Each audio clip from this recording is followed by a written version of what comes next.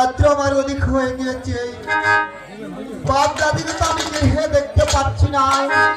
তবে আমার গাদি কোথায় গিয়েছে, একবার আমি ডেকে দেখি। গাদি, গাদি!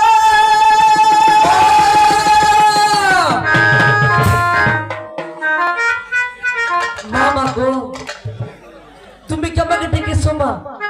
হ্যাঁ বাপজান, আমি তোমায় ডেকেছি বাপজান। তুমি কোথায় গিয়েছিলে বাপজান?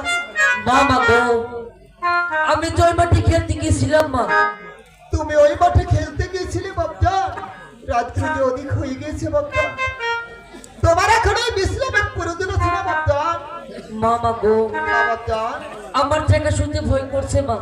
কি বলছো বাপজান? তোমার এই একা শুনতে ভয় করছে, আমি তো তোমার সাথে রয়েছি বাপজান। তাই চলো মা। চলো বাপজান।